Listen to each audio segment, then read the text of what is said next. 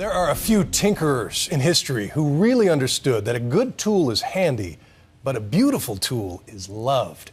Steve Jobs was one guy who understood that marriage of function and design, and James Dyson is another. He decided that most vacuum cleaners suck, and not in a good way. So he built a more elegant way to clean our floors and dry our hands and cool our homes, and this tinkerer became a billionaire knight. Here's ABC's Rebecca Jarvis. My solution was a radical new technology which delivers constant suction. He's one of the 300 richest people on the planet, a British billionaire with one deceptively simple goal. You're all about suction. All about suction, all about powerful suction with a small light motor. Most importantly, very, very fast motor.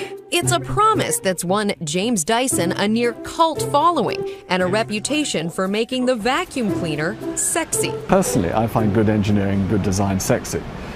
Maybe I'm slightly strange, but that's the kind of view I take.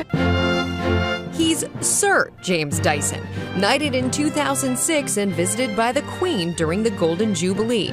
But in person, James Dyson is as down-to-earth as they come. You walk down the street, do people know you as the guy from the Dyson commercials? I've got no idea, and I hope not. I'd just like people to remember by my vacuum cleaners, not the commercials. So how did Dyson, who started with almost nothing in the bank, make nearly $4 billion and transform a seemingly dull household appliance into a must-have status symbol on the order of a high-end handbag or smartphone? He's one of the few design innovators who's recognizable as a personality, besides the late Steve Jobs. He did that by being the dapper Brit he is. There aren't many people in the world who would build over 5,000 prototypes in order to get to the perfect idea. Have you ever been told by your friends, terrible idea, and gone forward anyway? Oh, lots of people told me the vacuum cleaner, I'd go bankrupt and it was a mad idea. Almost everybody told me that. What kept you going? Apart from a very large overdraft at the bank. Because, I knew I was getting there slowly. It all began with his mission to build a better vacuum.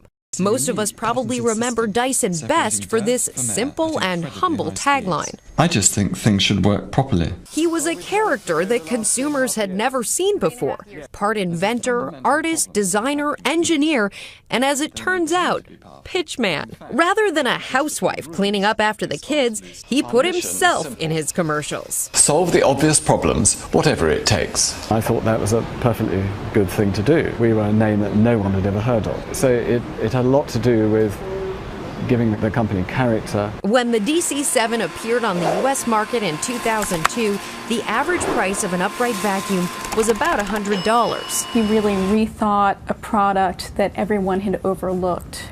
Whereas Steve Jobs invented something that was sexy and cutting edge, James Dyson reinvented something that we all took for granted. Dyson needed to convince the average American already satisfied with the average vacuum that they wanted and needed a Dyson, which costs 3 times the price. We don't do it to make money. We don't do it to be famous. We do it because we think we've found a way of making something work better. If you don't do it to make money, then why charge for it? Why not give it away for free? Well, if you do that, you can't go on doing what you're doing. It has to be profitable. We have to do products that people want to buy. And buying they are. About 1 in 5 vacuums now sold in the U.S. is a Dyson, a big chunk of the $5 billion market, even rising during the recession. But critics complain that a Dyson is too expensive and that a bagless vacuum puts dirt in the air when you empty the canister.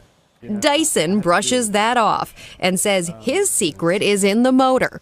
It's so fast, it generates more than 100,000 Gs of force, 3 times the force of a bullet shooting from a gun. I'm very, very determined and quite stubborn.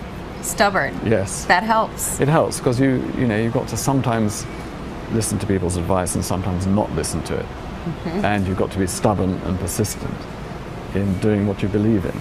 Still not convinced? Well, Nightline got a sneak peek at his newest product, the Dyson Hard. It's a mop vacuum hybrid that not only sucks up dirt, it also wipes with a wet cloth. So with a name like Dyson Hard, we wanted to put it to the test with a spaghetti food fight between two willing volunteers. Oh, James, I have a gift for you in the Dyson Hard. Vivian and Sebastian actually left it. Can you help? How fast do you think you could clean the whole kitchen? Pretty quickly. I mean, 2 minutes? You're up for the challenge? Yes. 2 minutes? Yes. That's amazing.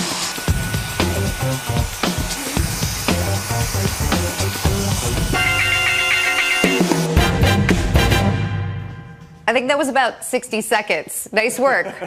And this still sucks. The right bag. This sucks at maximum all the time. For Nightline, I'm Rebecca Jarvis in New York.